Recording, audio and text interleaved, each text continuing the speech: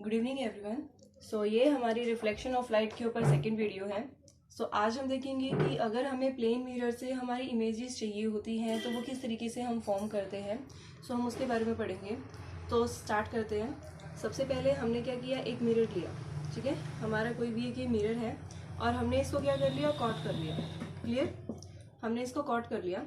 अब हमने अपनी कोई भी एक ऑब्जेक्ट मान ली। मैंने मान लिया कि ये मेरी एक ऑब्जेक्ट है। ठीक है, ये मेरा ए पॉइंट है और ये मेरा बी पॉइंट है।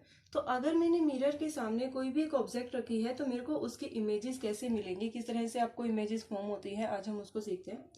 तो जब भी आपकी कोई भी ऑब्जेक्ट है उसके ऊपर जब भी कोई लाइट आके उसके ऊपर गिरती है तो वो क्या करती है, अपने अंदर की रेज को बिखेर देती है चारों डायरेक्शन में, ऊपर भी, नीचे भी, लेफ्ट में, राइट में, हर एक डायरेक्शन में अपनी रेज को वो क्या करती है, बिखेर देती है। ठीक है, सो यहाँ से हर एक पॉइंट से इसकी रेज बाहर निकलेंगी और जैसे ही इसकी रेज बाहर निकली वो रेज जाके किससे टकराई, हमारे मिरर से जाके टकराई। क्लियर, एज इट इज यहाँ इस पॉइंट से भी निकलेगी और इस पॉइंट से भी जाके वो इस पे टकराएगी।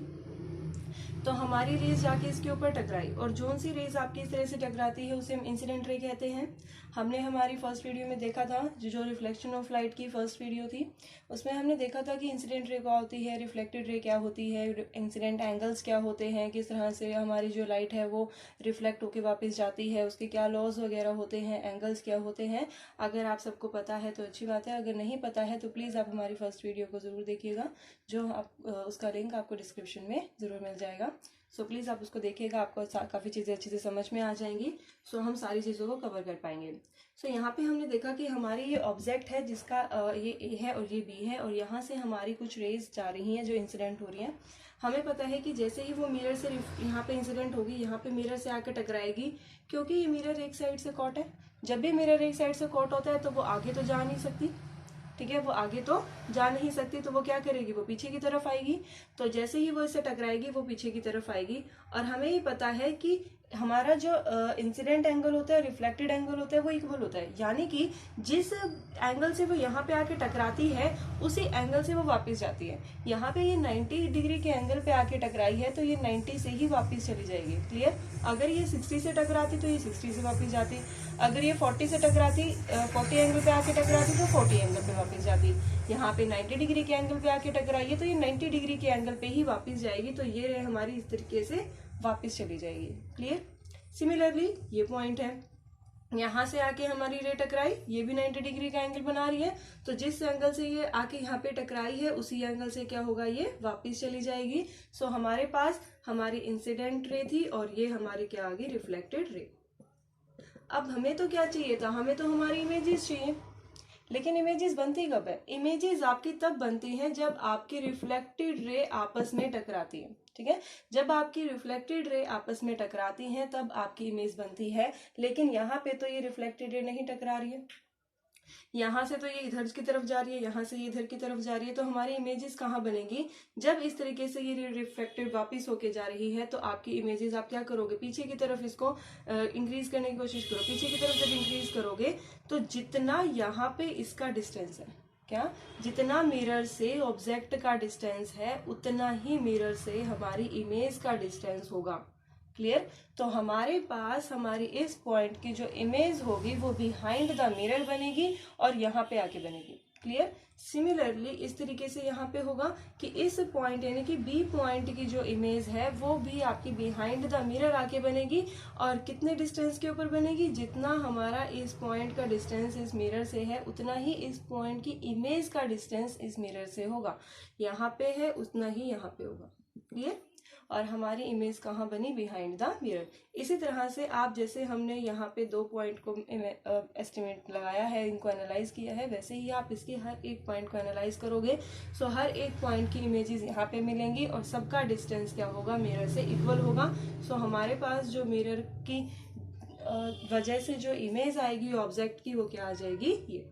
सो ए पॉइंट के कोरस्पॉन्ड हमने लेट कर लिया कि हमारा A1 पॉइंट आ गया, बी के कोरस्पॉन्ड हमने लेट कर लिया कि B2 पॉइंट आ गया। क्लियर, सो जो हमारी ऑब्जेक्ट की इमेज है वो ये आ जाएगी। क्लियर, सो हमने यहाँ पे देखा पहली चीज क्या, कि जितना डिस्टेंस हमारी ऑब्जेक्ट का था उतना ही डिस्टेंस हमारी इमेज का भी रहा। तो डिस्टेंस हमेशा आपका सेम रहेगा। ठीक है, ऑब्जेक्ट का और इमेज का। सेकेंड पॉइंट हमने क्या देखा कि हमारा अगर ऑब्जेक्ट का साइज इतना है तो कोरस्पॉन्डिंग वही साइज हमारा यहाँ पे बन के आया, राइट। जितना साइज यहाँ था वही साइज बन के यहाँ पे आया है, तो आपका जो साइज है वो भी क्या रहेगा, सेम रहेगा, वो भी चेंज नहीं होगा। क्लियर, आपका साइज सेम रहेगा, आपका शेप भी सेम रहेगा। यहाँ पे अगर ये स्ट्रेट था तो यहाँ पे भी स्ट्रेट ही रहेगा, ठीक है। तो आपकी शेप जो है वो भी सेम रहेगी, शेप आपकी चेंज नहीं होगी।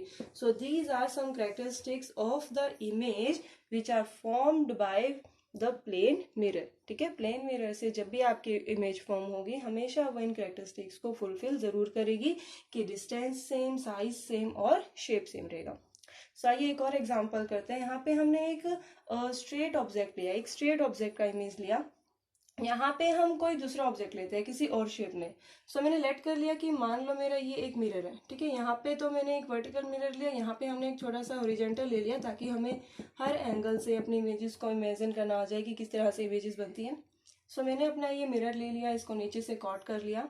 मैंने अपनी एक ऑब्जेक्ट ली जो कि कुछ सर्कल शेप में ली, ठीक है, इस तरह से बाउल की तरह। क्लियर। सो हमने हमारी क्या ले ली, ये इमेज ले ली, ऑब्जेक्ट ले ली, सॉरी। इस ऑब्जेक्ट का यहाँ पे पॉइंट मैंने मान लिया ए, ये पॉइंट मैंने मान लिया बी और ये पॉइंट मैंने मान लिया सी, कि हमने लेट कर लिया ये एबीसी हमारी कोई ऑब्जेक्ट है। अब हम देखते हैं कि इसकी जो इमेज बनेगी वो कैसी बनेगी। क्लियर। सो हम भी क्या करेंगे, इसमें से जैसे इसके ऊपर लाइट आएगी ये फिर से वही अपनी रेज को बिखेरना शुरू करेगी। तो हम इसके पॉइंट्स उठाएंगे और पॉइंट्स से इसके इमेजेस को लेना शुरू करेंगे, ठीक है। सो मैंने सबसे पहले इसका ए पॉइंट उठाया। सो जैसे ही हमने ए पॉइंट उठाया तो ए पॉइंट से रेज आएंगी। सो मैंने हमारी कोई भी दो रे ले ली कि ये दो रे हैं, और वो जैसे मिरर से टकराएंगी आपको पता है कि वो रिफ्लेक्ट होके वापस जाएंगी। सो ये क्या होगी, रिफ्लेक्ट होके वापस चलेगी। क्लियर। अब जब ये रिफ्लेक्ट होके वापस जा रही है, लेकिन अभी हमने देखा था कि अगर हमें इमेजेस चाहिए तो वो तभी बन सकती है जब रिफ्लेक्टेड रे आपकी क्या करे, एक दूसरे से इंटरसेक्ट करे, राइट। जब वो एक दूसरे से इंटरसेक्ट करेंगे और जिस पॉइंट पे इंटरसेक्ट करेंगे उसी पॉइंट के ऊपर आपकी इमेज बनेगी। लेकिन ये यहाँ पे तो कर नहीं रहे, क्योंकि अगर मैं इसको आगे इंक्रीज करूँ तो ये तो मेरे को दूर दूर जाती हुई नजर आ रही है। क्लियर। तो इसीलिए हम क्या करेंगे, इसको बिहाइंड द मिरर क्या करेंगे, इसको इंक्रीज करके मिलाने की कोशिश करते हैं कि कहाँ पे आके मिलती है, ठीक है। सो जब मैंने इसको इंक्रीज किया तो मैंने देखा कि ये उस पॉइंट पे आके मिल रही है, इस पॉइंट पे आके हमें मिलती हुई नजर आ रही है।